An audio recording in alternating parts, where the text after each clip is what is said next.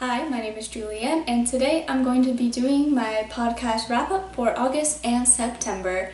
I have many videos already talking about the podcasts I listen to, and I have currently been listening to all of the podcasts I've mentioned before, so I don't feel like it's necessary to repeat what Night Vale is about or what Alice Isn't Dead is about, and just continuously talk about these things and explain what they are when I've already done that before. There is one podcast that I have listened to before that I kind of want to talk about a little bit, and it's Ars Paradoxia. They put out a mini episode. It's called Time Swimmers, and this is the type of mini episode that you either love wholeheartedly or hate wholeheartedly. Let's just say if you want to know what my humor is, listen to Time Swimmers. I don't know what it is about Time Swimmers, but I find it to be completely hilarious.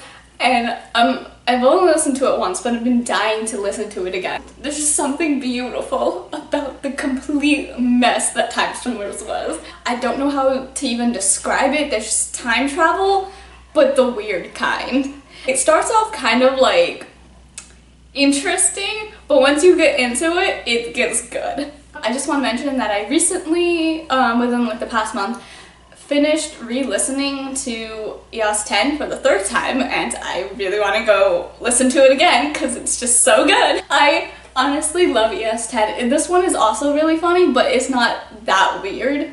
A little weird. There's aliens and Levi, but it's not as weird as Time Swimmers, and I'm sure this is one that you can get into more. There's some Doctor Who-ish kind of vibes just because it's in space and there's aliens, but honestly it's really unique and awesome and beautiful and amazing and all of the other adjectives that I can't think of at the moment. There's doctors that are in space and they deal with aliens and just so many other things. I highly recommend EOS 10.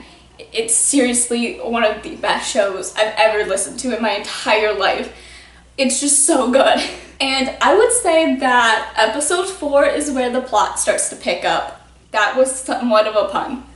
If you listen to the episode, you will know what I'm talking about. When I was listening to the first 2 times, I understood why people shipped Ryan and Ahmazian, but I didn't personally ship them. I don't know why, I just didn't.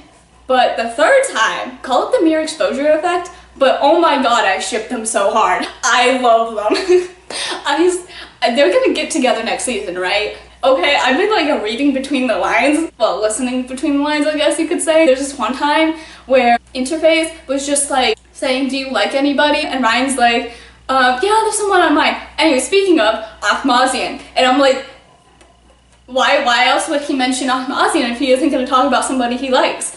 So that's my theory, is that Ryan likes Ahmazian. Obviously Ahmazian likes Ryan, since that 4th episode. I am just so pumped for the next season. So now I'm going to go into the next podcast, which is the last podcast on the left. This is one that I have mentioned before. There's 288 episodes the last time I checked, and I'm on episode 204. So close, but so far away. And that is my dog walking in the background.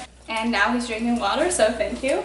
But yeah, it's taken me 3 months and I'm still not done. I have kind of mentioned what it's about, but I will mention it again here. It is about, it's a non-fiction podcast, the second one that I've actually listened to, the first being Dear Hank and John.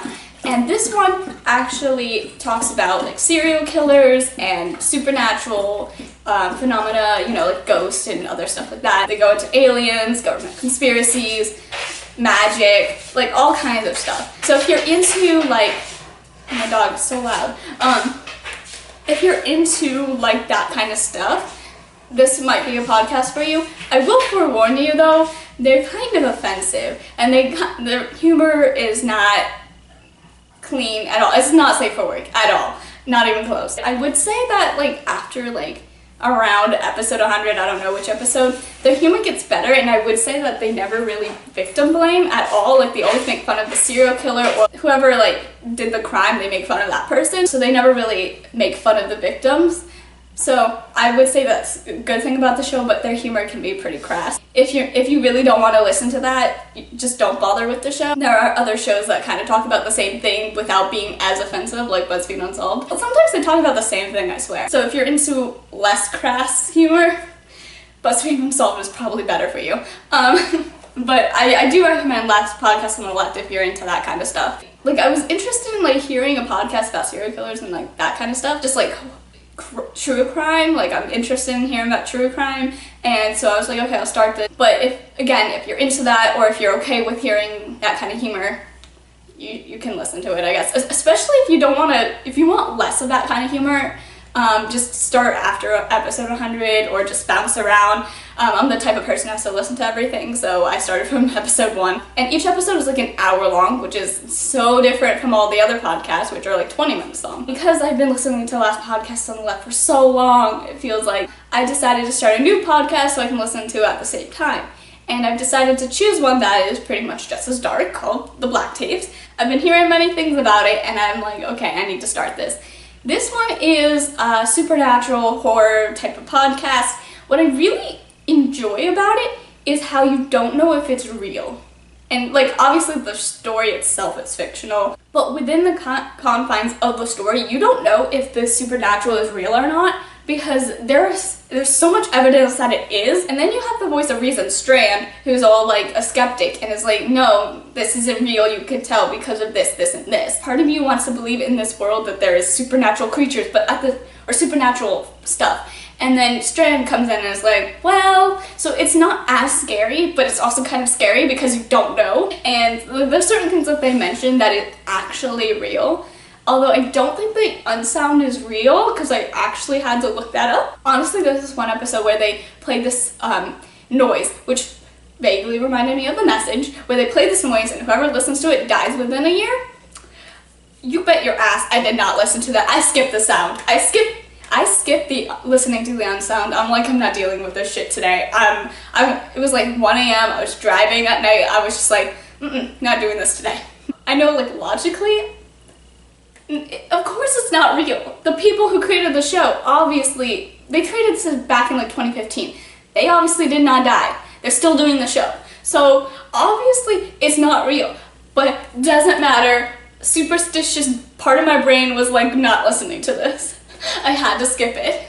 And then another fun thing that they did, Alex Reagan, like the main character, she goes to this lady and she has like this book and has demon names in it or something. Well, the lady is like, oh, these are names of demons. And she's like, oh, when you say this name 3 times out loud, the demon will appear. And then she freaking says it out loud 3 times. And I'm like, really? I'm listening to this at night because I have trouble falling asleep, which makes me sound like Alex. But I have trouble falling asleep at night. Not like insomnia, but it just takes me like an hour or 2 to fall asleep, so it's annoying. So I just like listen to podcasts or listen to ASMR or whatever, you know? So I listen to the Black Tapes before I fall asleep sometimes, and like, I know that seems like a weird choice, but actually there was this one episode that I fell asleep in like 5 minutes, and it involved a creepy child and like the shadow thing. I don't know, sometimes I can just fall asleep easily, but this time I could not. No, not even close, okay? Because this lady, what she said was, if you have your eyes closed, and it's at night, and you think this name, she says the name, he will appear. And I was like, fuck you. My eyes shot open. I was like, not close my eyes tonight. Again, superstitious part of my brain. Like, obviously it's not real. Like, I know it's not real, but it's the middle of the night. It's the same situation as the show, and I'm like, I'm not gonna even deal with this right now. So, I just kept my eyes open, and I forced myself to forget the name.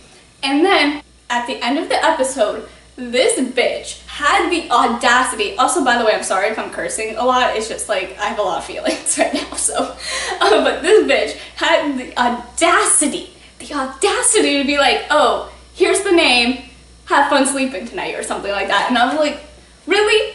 Really? So I had the name in my brain again, and then I had to force myself to forget the name, and I started listening to Dear Hank John, and I'm just like, saying every kind of freaking name out there. I'm just trying to forget the name. I forgot the name, thank God. But like, I was just so scared that night. But overall, it's a good show. If you're into horror, supernatural, and even if you're paranoid, but like, you know, you can rationalize this stuff, it's a good show. I honestly recommend it. Just because I'm complaining about 2 of the episodes that scared me, I honestly enjoy it. It's a very interesting mystery that's going on. It gets really creepy and it's just really good. So that's it. Thank you for watching. I hope you enjoyed this video. If you listen to any podcasts out there, let me know down in the comments, and happy listening. Bye!